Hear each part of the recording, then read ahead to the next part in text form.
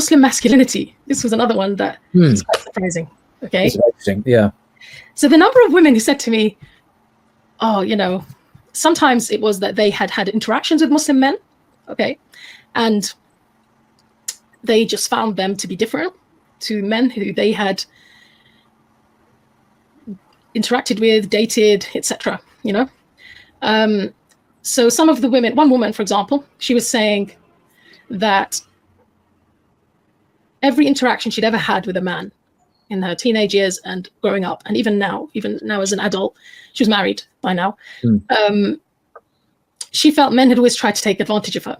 There was always like a transactional relationship where somewhere along the line they would want to have an intimate relationship with her. She'd also suffered, she'd been raped in the past as well.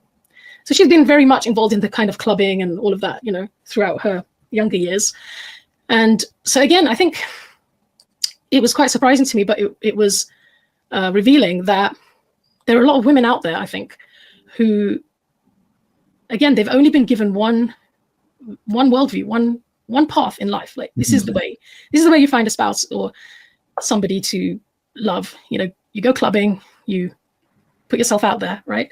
You allow men to basically have relationships with you without commitment, and somewhere along the way you'll find the one, right? Like something like that, right? There's this kind of very chaotic, I would say, very dangerous path for women when it comes to finding a man, finding a spouse.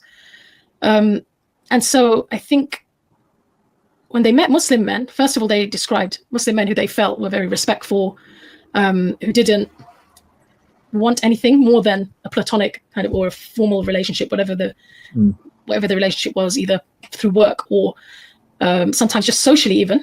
It didn't strike me that some of the men they met were particularly religious, It was just almost like culturally as well, the way they came across.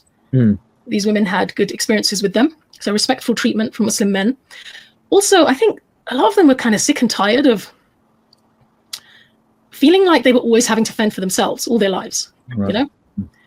So one of the ladies, I've named them. I mean, I've changed their names anyway, so I can just talk about them by name. So Tina, for example, Tina was telling me that all through her life, even with her father, she'd never really been looked after.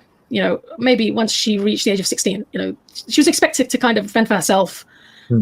Even when she got married, it was all about, she was having to work as well. And so there was this kind of constant pressure. Even when she had children, she'd have to go back to work. Now she's married to a Muslim man and in a happy marriage. She said, this is the first time in my life that somebody's looking after me. Wow. Like a man is looking after me.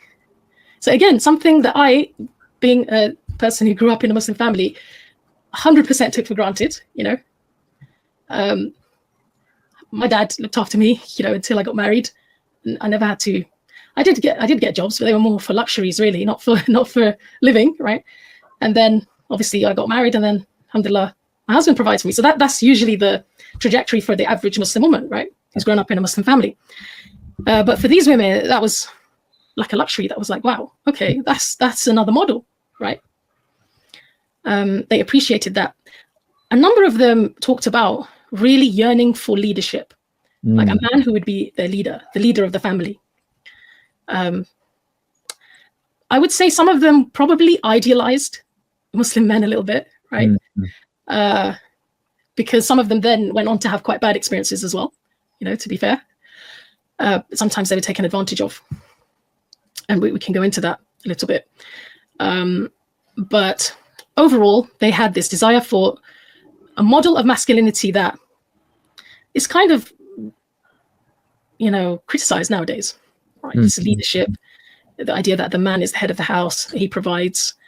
I asked some of them, when you thought of that idea, didn't it put you off in any way? Like, did you feel like, well, I don't want to be obedient to a husband, for example, And quite a few of them said, well, look, if he's providing for me and he's the leader, he's leading me, I have no problem being the one who stays at home, or the one who, this idea of obedience, to one's husband being the CEO of the house.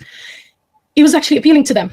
I think it's because they'd lived through the experience of going half and half, right, and splitting the bill and all of the alternative hadn't been very appealing. This kind of extreme individualism where, you know, males and females just sort of kind of compete it out in clubs, and, you know, as you say, very anarchic, chaotic. And that's freedom, that's liberty in the West, and it's not. But even within marriage, if you think about it, like the idea that you're having to kind of do a double shift, you know. Yeah. You go out to work and then you come home and then you also have to take care of the house. Most of the time, it's women doing that, you know.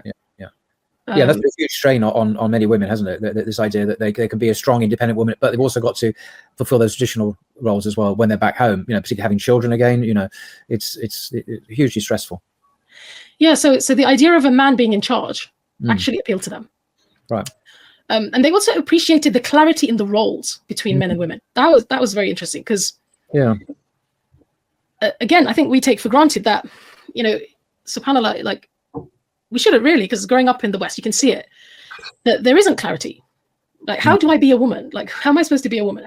Or even what is a woman? This is the question. Is like, you know, exactly. famously asks everyone, what is a woman? And people say, well, we don't know. You know. So we're literally living in the time when people are asking the question, what is a woman, and are unable to answer it as well. Unable to answer it, yeah, exactly. Or too afraid to answer it in case they get shot down for giving the non-woke answer. You know, extraordinary.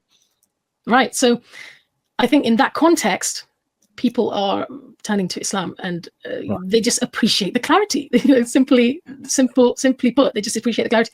Interesting. I just saw, I don't know if you've seen this activist, Posey Parker.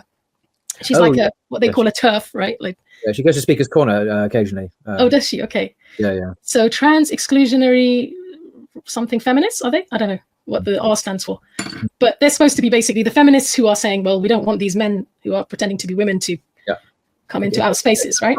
Changing rooms and our toilets dressed in these big blokes dressed in dresses. Yeah. Right. I saw an interview of hers, and what was interesting is she actually said, I think more and more people are going to turn to Islam in the coming years. She said it out of the blue, and it was quite surprising because it wasn't a discussion about Islam. But she said, I think more and more people are going to be turning to religion or turning to Islam because they just want the clarity. They're sick of this, you know, this chaos. So that was interesting. But yeah, so I think the natural desire that women have to have leadership, to have a strong man, you know, I think, like you said, you said it was a natural desire, or the fitra, as we might say. But so this is not an artificial alien thing. That this fits with our natures as male and female in the species. This flows naturally from the woman's heart and from the man's heart. And women are actually dissatisfied. They might say they want to be equal to men, like equal as in the same, but when they get that, they're often dissatisfied because they actually want the man to lead. Right. They actually want him to take control of the situation and not be a man-child, right? Like, that's the whole thing. And I think, especially with my interviewees, some of them, they had always experienced men who are very needy themselves, you know? Yeah. Who were never told that they're supposed to step up or that they're meant to kind of be the leader. So the idea of having a strong Muslim husband was appealing to them.